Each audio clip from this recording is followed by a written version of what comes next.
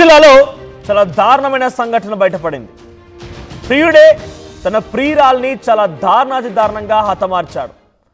డెఫినెట్గా ఈ వార్తని చివరి వరకు చూడండి, మీ అభిప్రాయాన్ని కామెంట్ చేసే ప్రయత్నం చేయండి. నెల్లూరు జిల్లాలో మైథిలి ప్రియ అనేటువంటి ఒక అమ్మాయి చాలా దారుణంగా హత్యకు గురైంది. నిఖిల్ మైత్రి మధ్య కాలేజీలో చదువుకునేటువంటి సమయంలోనే వారిద్దరి మధ్య ప్రేమ వ్యవహారం మొదలైంది. అయితే ఈ మధ్య కాలంలో వేరే ఒక అమ్మాయితో నిఖిల్ క్లోజ్గా ఉండడం చూసినటువంటి మైథిలి ప్రియ నిఖిల్తో గొడవపడడం మొదలుపెట్టి ఇద్దరి మధ్యలో గొడవలు స్టార్ట్ అయ్యాయి. కొన్ని రోజుల పాటుగా అంతా సవ్యంగానే ఉంది. ఆ గొడవలు జరగడం వల్ల కొంత ఇద్దరి మధ్య డిఫరెన్సియేషన్ స్టార్ట్ అయింది.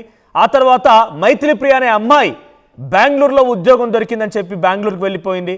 ఆ తర్వాత తిరిగి మళ్ళీ నిఖిల్ ఉండేటువంటి చోటకి అక్కడికి వచ్చింది, గొడవ పడ్డారు. నిఖిల్తో ఆ రోజు రాత్రంతా తను గొడవ పడుతున్నట్టుగా నిఖిల్ చెప్తూ ఉన్నాడు. సో ఇక గొడవ తారాస్థాయికి చేరిపోవడంతో కత్తితో ఆ అమ్మాయి ఛాతిలో పొడిచాడు నిఖిల్. దీంతో స్పాట్లోనే ఆ అమ్మాయి మరణించింది. సో డీటెయిల్స్లోకి డీటెయిల్డ్గా వెళ్తే అసలు అక్కడ ఏం జరిగింది మీకు పిన్ టు పిన్ చెప్పే ప్రయత్నం చేస్తాను. సో నిఖిల్ చెప్పేటువంటి ఆ మాటలు మీకు చాలా వివరంగా చెప్పే ప్రయత్నం చేస్తాను. సో ఇక్కడ మైథిలి ప్రియ అనేటువంటి ఈ అమ్మాయి బుచ్చిరెడ్డిపాలెం మండలంలోని పెనుబల్లికి చెందినటువంటి గిరి లక్ష్మి దంపతులకి ఇద్దరు కుమార్తెలు ఉంటే ఆ కుమార్తెల్లో ఒక కుమార్తె మైథిలి ప్రియ.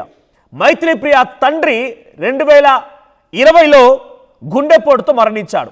అప్పటి నుంచి మైథిలి ప్రియ ఆ కుటుంబ పెద్ద కుమార్తెగా ఉంది కాబట్టి కొంత ఉద్యోగం చేయాలి, చదువుకోవాలని ఒక లక్ష్యంతో ముందుకు వెళ్తోంది.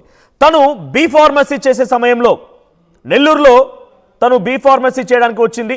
సో తను కోర్సు చదివే సమయంలో తన సహా విద్యార్థి అయినటువంటి నిఖిల్తో ప్రేమ వ్యవహారం మొదలుపెట్టింది. నిఖిల్తో లవ్ స్టార్ట్ అయింది. ఇద్దరి మధ్య కొన్ని రోజుల పాటుగా ఆ రకంగా లవ్ కొనసాగింది. ఇద్దరు పీజీ చేస్తున్న సమయంలోనే ఓ పీజీ హాస్టల్లో ఉంటూ, అంటే తను ఒక హాస్టల్లో ఉంటూ ఈ రకంగా నిఖిల్తో ప్రేమ వ్యవహారం చదువుతూ ఉండేది. నిఖిల్తో ప్రేమ వ్యవహారం కొనసాగింది. ఆ తర్వాత తను చెల్లెలు మాత్రం గూడూరులోని ఓ ఇంజనీరింగ్ కాలేజీలో చదువుతూ ఉండేదట. సో ఆ తర్వాత గూడూరులో ఉన్నటువంటి ఒక పోస్టల్ కాలనీలోనే మైథిలి ప్రియ తన చెల్లెలతో కలిసి ఒక రూమ్ అద్దెకి తీసుకొని అటు చెల్లెలు చదువుకుంటోంది, నేను చదువుకుంటున్నానని చెప్పి సవ్యంగానే చదువుకున్నారు. ఆ తర్వాత మైథిలి ప్రియకి 4 నెలల క్రితమే తనకు సంబంధించినటువంటి చదువుకు దగ్గ ఒక ఉద్యోగం వచ్చింది బెంగళూరుకి.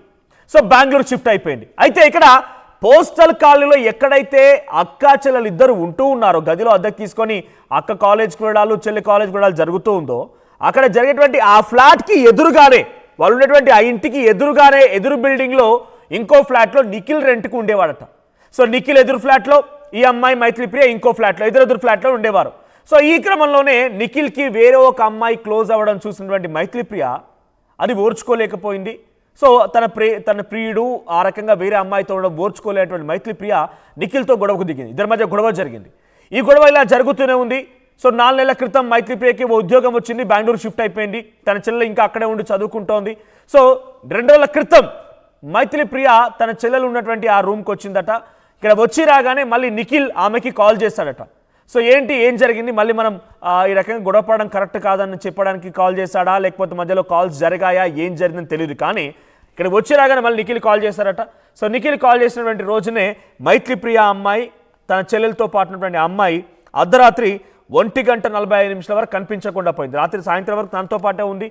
అమ్మాయి తన చెల్లెలు నిద్రలేసి చూసేసరికల్లా అక్క కనిపించడం లేదు. అక్కెటి వెళ్ళిందని కాల్ చేస్తే నేను నిఖిల్తో పాటే ఉన్నానని చెప్పి 1:45 చెప్పుకొచ్చిందట. నేను నిఖిల్తోనే ఉన్నాను, ఇక్కడే ఉన్నానని చెప్పి. ఇకలా సరే నిఖిల్తో ఉంది త్వరగా రాక్క అని చెప్పింది. అమ్మాయి మళ్ళీ పడుకుంది. సో మళ్ళీ 3:45 సమయానికి 2 గంటల తర్వాత ఎగ్జాక్ట్గా చెల్లెలకి మైథిలి ప్రియుడు అనేటువంటి నిఖిల్ నుంచి ఫోన్ వచ్చింది.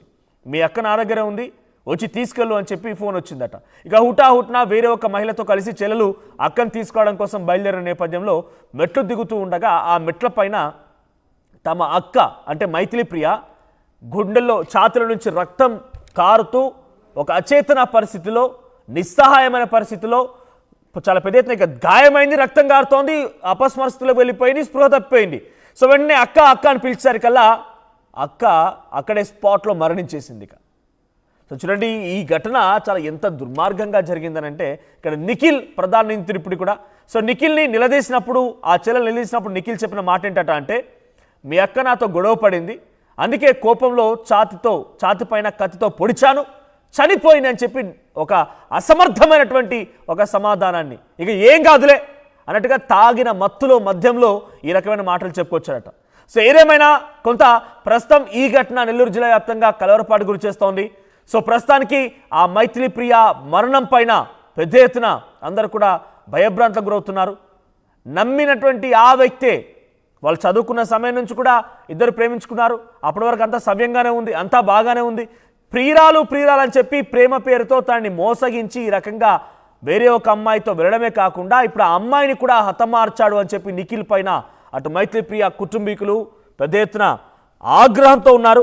సో ఆమె తన స్నేహితురాలు మరో మహిళతో కలిసి వెళ్ళేటువంటి సమయంలో ఆ చెల్లెలు, రోజు అక్క అని మాట్లాడుకున్నటువంటి ఆ చెల్లెలు, ఒక రకంగా ఇంటి పెద్దగా ఉన్నటువంటి ఆ అక్క ఈరోజు తమ నుంచి లేకపోవడాన్ని ఆ చెల్లెలు ఏమాత్రం కూడా జీర్ణించుకోలేకపోయింది. ఒక్కసారిగా అక్కడికి వెళ్ళి చూసిన నేపథ్యంలో తన అక్క మైథిలి ప్రియ అలా అచేతన పరిస్థితులు, నిస్సహాయ పరిస్థితుల్లో ఛాతుల నుంచి రక్తం కారుతూ చనిపోయినటువంటి సిచ్యువేషన్ అటువంటి ఆ మైథిలి ప్రియని చూసిన తర్వాత నాకు తెలిసి ఆ చెల్లెలకి డెఫినెట్గా ఒక షాక్ గురై ఉంటుంది. దాదాపుగా గుండెపోటు వచ్చినంత పని అయి ఉంటుంది, గుండెలు పగిలిపోయేంత పని అయి ఉంటుంది.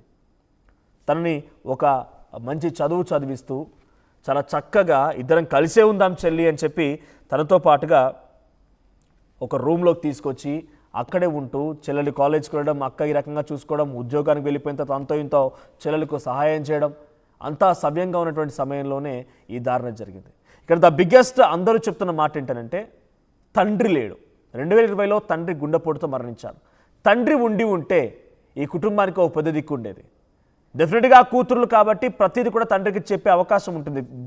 మనం చాలా సందర్భాలు చూస్తూ ఉంటాం, కూతుర్లు తల్లి కంటే కూడా తండ్రికి ఎక్కువగా అఫెక్షనేట్తో ఉంటూ ఉంటారు, అన్నీ షేర్ చేసుకుంటూ ఉంటారు, ఒక ఫ్రెండ్స్లా ఉంటూ ఉంటారు. ఈరోజు ఆ తండ్రే ఉంటే మైథిలి ప్రియకు సంబంధించి తను ఎదుర్కొన్న సమస్యని, ఆ బాధని తండ్రితో పంచుకునేది ఇప్పుడు ఈరోజు ఇంత దారుణంగా హత్యకు గురయ్యేది కానే కాదు. సో ఏదేమైనా నిఖిల్ విషయంలో చాలా పెద్ద ఎత్తున అందరూ కూడా ఆగ్రహంతో రగిలిపోతున్నారు. నిఖిల్కి తగ్గట్టుగా ఆయన చర్యలు తీసుకోవాలి, ఆయన పైన చట్టరీత్యా చర్యలు తీసుకొని ఆయన ఏకంగా ఉరిశిక్ష వేయాలని చెప్పి కూడా ఇటు మైథిలి ప్రియకు సంబంధించిన బంధువులు కానివ్వండి, ఫ్రెండ్స్ అందరూ కూడా డిమాండ్ చేస్తున్నారు. ఒకసారి దీనికి సంబంధించి మరిన్ని అప్డేట్స్ మా ప్రతినిధి గయాజ్ సిద్ధంగా. గయాజ్, అక్కడ ఏం జరిగింది, అప్డేట్స్ ఏంటి?